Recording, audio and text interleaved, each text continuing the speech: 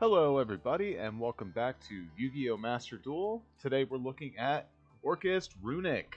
Alright, and this is a pretty awesome deck. This is so far my favorite version of Runick. Let's take a look at what we're going at. The Runick package has changed a little bit in this iteration, so we are still running the 3 fountain. We're not playing the Allure, and then we're playing the standards, the tip, the flashing fire, the destruction, and the freezing curses. We play all of those at 3 because that's the ones we want to see. We play 2 Slumber to protect our monsters, a Smiting Storm and a Golden Droplet just to finish out the milling, and a Dispelling. You just want multiple names so that you can use all their different effects. You can use one of these weaker ones to summon, and then you can use these for their actual intended effects. And then the Terraforming, pretty standard for this. The extra deck is basically the same. Two of these, 3 of these, that's fine. I never really go into these, so you could probably cut this down if you wanted to play something else in the extra deck. But let's go ahead and look at this Orcust core that we ended up on. So we're playing 3 Scrap Recycler, 1 Armageddon Knight, and a Gearsu. These all have the same basic effect on normal summon. They can send a this one can send 1 machine monster from your deck to the graveyard, which will most of the time be your Harp Horror to then summon a monster from the deck. Gearsu says on normal or special summon, you can send an Orcust or World Legacy card from your deck to the graveyard, so you'd want to summon him off of your Harp Horror to then send your Nightmare to the graveyard. Nightmare says you can banish this card from your graveyard, target a face-up monster, blah blah blah blah blah. Send a Dark Machine monster from your deck to the graveyard, and then the targeted monster gains attack. Now this doesn't have to be your monster, it can be any monster, so it's mostly just for getting him banished and getting your World Wand into the graveyard. World Wand says you can banish this card from your graveyard, then target one of your banished Orcust monsters and special summon it. So Harp Horror says banish and summon from the deck. This is banish and send one from the deck to the graveyard. This is banish and summon a banished monster. The Orcust symbol skeleton is cool. It is a banish and summon from the graveyard. So this helps you recycle your Orcust boss monsters. And then Armageddon Knight just says when this card is summoned, you can send a dark monster from your deck to the graveyard. Now, if I had any issues drawing into these monsters, I could also play a Warrior Returning Alive. That could be useful in a scenario like this. Do I even have it? Reinforcements of the army? No, I didn't even do that mission yet. Okay, but yeah, you can play Reinforcements of the army, and you can grab that, and then you can get your whole Orcust package going. So if you were going to do that, I'd probably cut a Scrap Recycler for it. It's probably not a bad idea. Other than that, the other Orcust cards we're running is 1 Orchestrated Return, just in case we break up on our Orcust monsters or need to get one out of our hand. 1 Orchestrated Babble, because when you do want to go in for the, and actually use your monsters to attack and do things like that, you're going to want to stop using your Runick cards for 1 turn, so Babble will help you do that.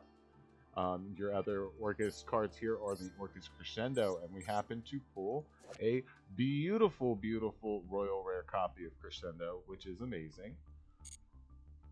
So these cards are an Omni Negate. When a spell, trap, or monster effect is activated while you control an Orcust Link monster, negate the activation, and if you do, banish that card. It has a second effect that you can banish it from the graveyard to add a Dark Machine that is banished or in your deck to your hand. Though this is a harder restriction than the rest. Every other Orcust card basically has the restriction that you can't summon anything for the rest of the turn other than dark monsters.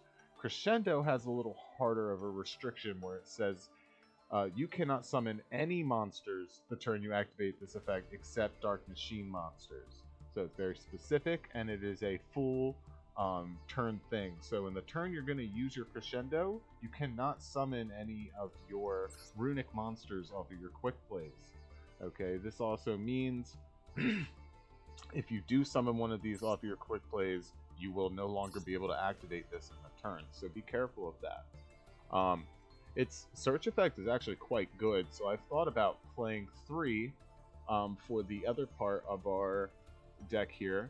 I've seen a lot of Runick decks jump between Reasoning and Monster Gate, You do not have to play all both of them at 3. That's crazy. It's too much. You do not need to mill that much. This says your opponent declares a level from 1 to 12, and then you excavate cards until you find a monster. If they call the right level, it'll just go to the graveyard. If they don't call the right level, it will special summon from the deck. This will mill, hopefully, a bunch of your Runick quick play spells while you have a fountain, so that you can then draw 3, draw 3, draw 3, draw 3. That's the idea with that. This card is amazing. It is a free special summon. It's also not a once per turn, so if you have multiple, you could play multiple if you need to. The main point of this deck is the boss monsters. First is Galatea, recently put back up to 2. Galatea says this linked card cannot be destroyed by battle. You can target one of your banished machine monsters, shuffle it into the deck, and then set an Orcust spell trap directly from your deck. This is a hard once per turn, but it lets you set any of these. The return if you want to draw 2, the babble if you're getting ready to sit, or the crescendos to protect every other card that you play. She can also 1 card rank up into Dingirsu. You just summon him right on top of her as if it was a link summon, and when he is link summoned, when he's exceed summoned, you can either send a card your opponent controls to the graveyard or attach one of your banished machine monsters to this card as material. Either one is great. This card has the effect that if a card you control would be destroyed by battle or card effect, you can detach a material from this card instead. Now, these instead effects are incredibly powerful because they don't necessarily activate. They don't become part of the chain. They just resolve when they need to, which is awesome. This is a similar ability to Hugin. So if you can get the 2 of them on the field at the same time, it is actually quite amazing.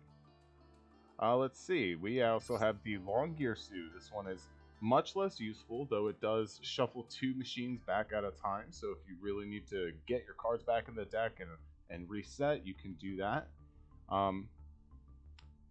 Other than that, it's just a high attack power link 3 that's an Orcust name that you can still activate Crescendo while it's out.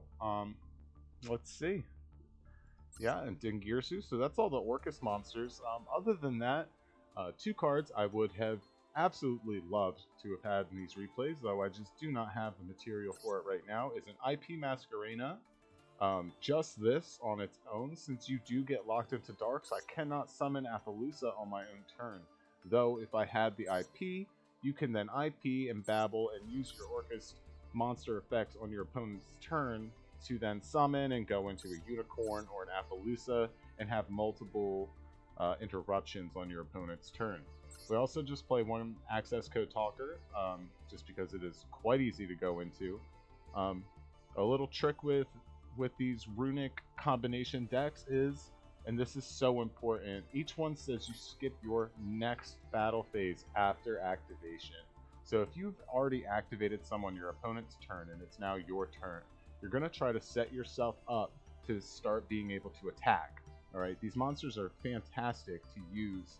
Dingirsu can come back off of the Simple Skeleton. You can recycle all of your Orcust cards. You can recycle all of your Runick cards. Once you get these other ones out of the way, if someone tries to grind game you, it is over. There is no coming back. The only ones you can't seem to recycle are Crescendo, which is why I've thought of honestly bumping it up to 3. Also because we mill with Reasoning as well. This gets us a free search. We could cut down on these scrap recyclers and stick with more of a pure Orcust package. But I mean, this deck honestly worked fantastic. So since we did not have these, I can show you which cards I was playing instead. We'll go in. This is the list that I ended up with permanently. We were using a Dark and a Selene, and it did not work very well at all.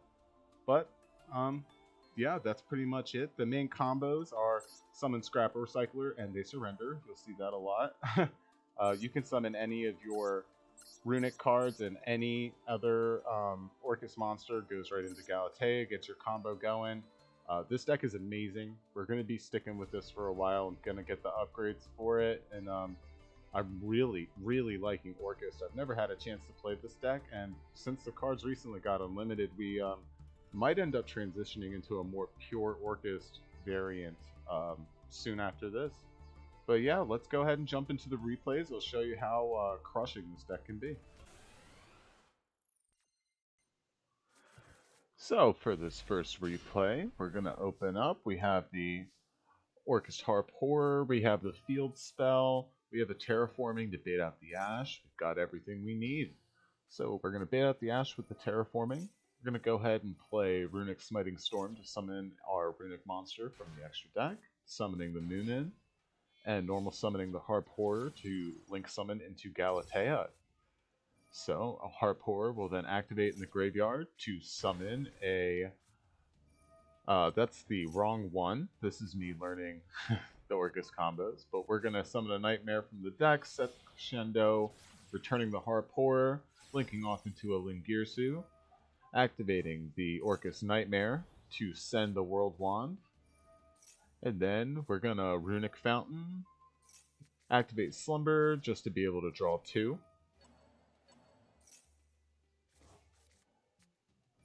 Nice, and we're going to tip for a Freezing Curses for the negate, since we do know what he's playing. And we're going to pass it over on an Omni Negate and a Monster Negate. He's going to go ahead and use the Branded Fusion. We're going to risk it and Crescendo right there, just because I don't want to deal with it. And then he's got the Aliber, but we've got the Freezing Curses. Now you want to be careful against Runick versus Despia, because... vanishing off the top of his deck will activate his Despian Tragedy and a few other effects. We're going to go ahead and draw into some more Orcust cards. We're going to Scrap Recycler, sending a Harp Horror from the deck to the graveyard. Harp Horror will then activate, summoning our Orcust Nightmare from the deck. In this particular list, we were playing 2.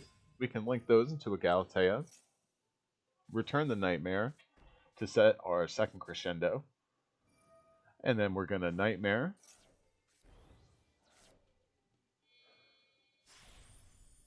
Alright, and then we go ahead and rank up into the Dingirsu to send his back row. And we go ahead and skip our battle phase. Now here we're going to try to just hold out on our Orcust cards so that we may start attacking next turn. So he summons the Aliber, we're going to negate and banish, and that was the end of his turn. That's amazing. So we draw. We go into the standby. We're going to summon the Symbol Skeleton, link those 2 into a dark. I thought I was going to be able to steal a monster from his graveyard, or else we probably would have went into access code. But we go ahead, Symbol Skeleton our Lingirsu back. We're going to World Wand our Orcust Nightmare on the field. Him and Dark go into a Decode Talker here, just because he is Dark and you can summon him. Decode Talker Extended seemed like a slightly decent option as well, though Decode Talker has a negate and you get him for free. So we're going to go ahead, we're going to swing in, do a ton of damage and pass it over. Now we have 1 negate in the form of the Decode Talker, and then we also have our Runick cards here. So we're going to go ahead and grab another field spell, but then have no more Runick cards, and we have to skip our next battle phase. So he summons the Fallen of Albaz, getting around our targeted negate. Summoning the Titaniclad, swinging into the Lingirsu. So we're sitting on just a Dingirsu on the field now. In the end phase, we use the Orcust Crescendo to search, since we did not summon any lights this turn. And we grab our Symbol Skeleton back. So now we can Runick Fountain. We're going to go ahead and pop the monster and chain the Runick Golden Droplet. And since we used the tip to search the Runick Fountain, we do have 3 in the graveyard to use to draw 3. And that's enough, and he surrenders. On to the next duel.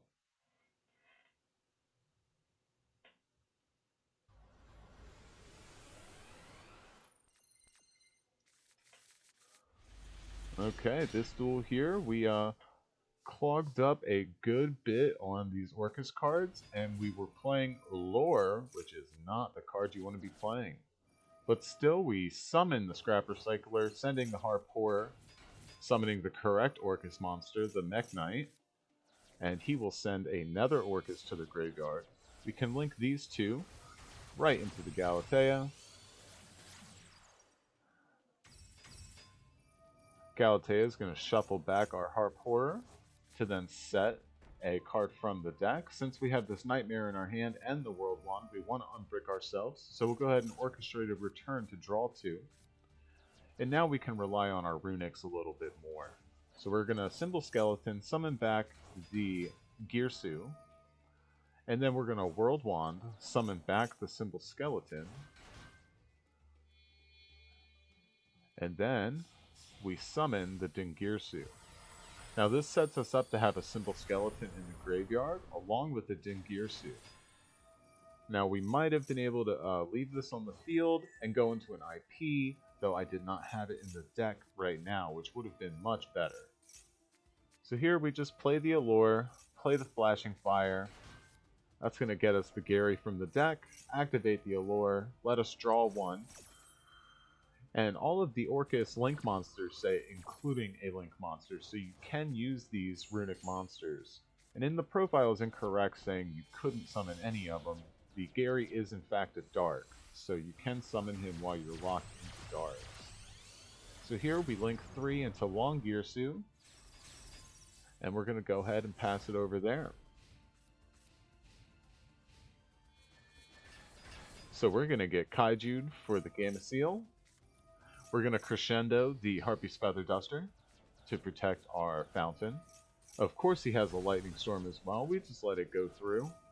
He plays the Numeron Network, and for some reason surrenders. I thought he lost connection, but nope, he in fact surrendered. Interesting. On to the next duel.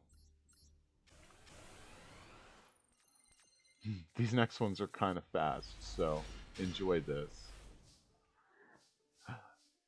Summon Scrapper Cycler. Nice.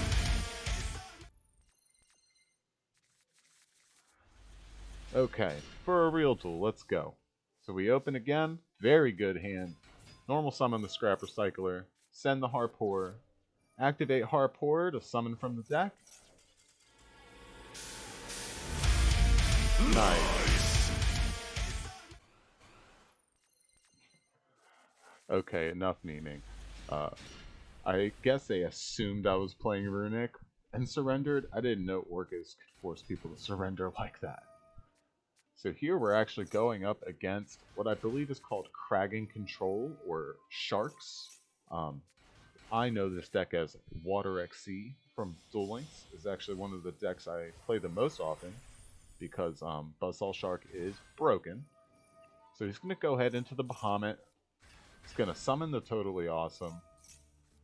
Using the Abyss Shark to summon and search. The Silent Angler is just a free extender, though it says you cannot special summon cards from your hand for the rest of the turn. Into the Stealth Kragan, which has a quick effect pop and blanket turn all monsters into water. So we're going to go ahead and slumber, but he's got the Max C. We're going to chain the Runick Tip to search, and then we're going to Forbidden Droplet for 2 to negate his 2 monsters. Now I really wanted to be able to get around the Toad negate by sending the Tip to the graveyard, but it did not happen that way. So here a whole bunch of chains are going on.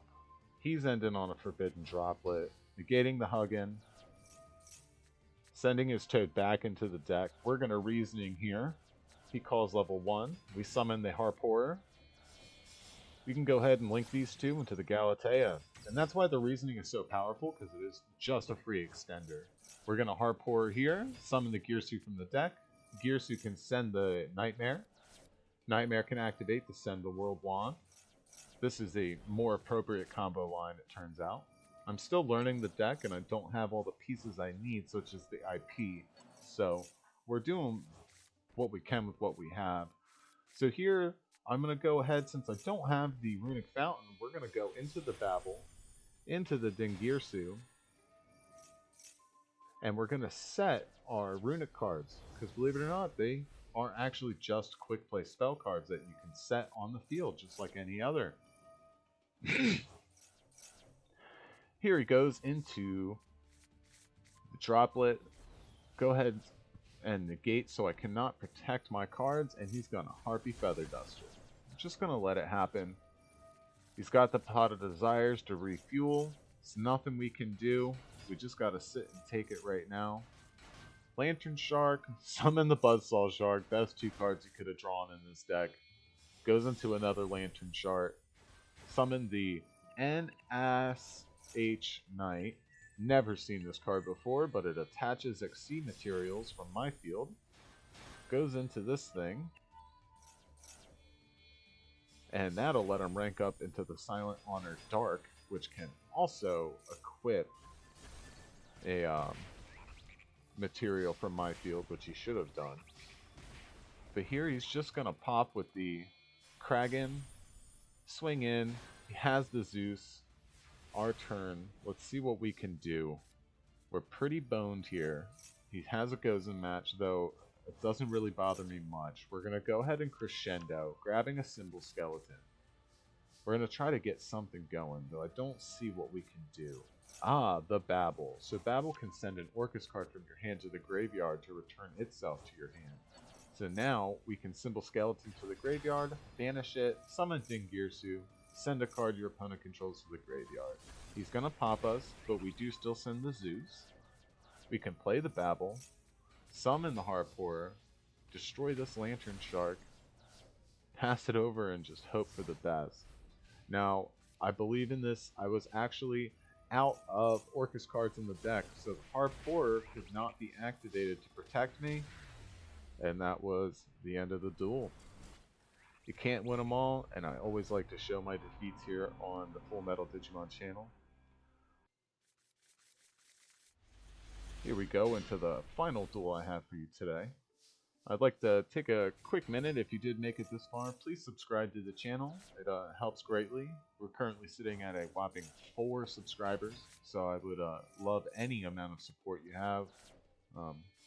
You don't have to do any of the rest of the stuff, just subscribe. So we go into our standard, we get into the Galatea, use the Nightmare to send the World Wand. World Wand is going to summon the Harpoorer back from the Banish Zone. Galatea can then return 1 to set the Crescendo, and we're going to go ahead and Reasoning. Now here, an IP Masquerena would be amazing. You could link whatever you summon off the Reasoning and the Harpoorer into the IP and pass it over. You could, Crescendo and then Unicorn, and then on a following turn get the Symbol Skeleton into the graveyard, resummon the Galatea, or just link into her again. Here we banish, search for the Orcust Symbol Skeleton, and pass it over. That's the benefit of milling the Crescendo, which is why you might want to play 3. Looks like we're going against Despia again. He just plays the Tragedy and sets a back row. I think hoping that he's going to go into a Fusion Summon here. We're going to negate the Max Seed because I'm tired of getting Max Seed. Activate our Orchestrated Return, discard and draw 2. We draw into a bunch of Runick cards, which is beautiful. We have the whole spread right now. Flashing Fire, Destruction, and Freezing Curses. And we get to draw 3. This is the power of Reasoning. And because Runick Fountain's not a hard once per turn, we can use it again. Chaining to the field spell does not activate its trigger effect. It must already be on the field and resolved. Resolving is when it finishes its chain. If anyone's curious about more in-depth breakdowns of the rules of Yu-Gi-Oh, just let me know in the comments. I happen to know a little too much about this game. So we can break down damage step and priority and all those fun things. But here we're going to go ahead, link 3 into the Longirsu, Symbol Skeleton for our Galatea back, summon the Harpoorer, set some Runick cards so we don't have to discard. This is the double Runick Fountain draw 6 in 1 turn play, because that's totally fair. Here he's going to Tragedy, reset one of his branded cards. He's going to Aliber for the Fusion, play it. We're going to Runick Tip now to get a Freezing Curses to our hand. We'll go ahead and Smiting Storm just to banish some cards off the top of his deck. He's sending things to his graveyard. I do believe his deck is starting to get dangerously low, as branded decks have not a lot of ways of shuffling things back into their deck. We can go ahead and Fountain for 3. We're going to chain the Freezing Curses to the Albion so it cannot fusion summon. And he's got the Branded in White to perform another fusion summon. This is interesting because it can banish materials from your graveyard if you're fusing into, say, Mirror Jade or any of the other ones that include Albaz. I've seen a resurgence of people using this card, though you should definitely only play it at 1. So here he comes in, he's got the Masquerade. We're going to Slumber to protect, take a bunch of damage in the process. I'm not so concerned about the small amounts of life point burns. He would have to have 2 or 3 Masquerades for me to honestly care. So we're going to Destruction his back row in the end phase. He's got the Albion. He's got the Retribution. He's got a whole bunch of effects he's trying to keep in the game.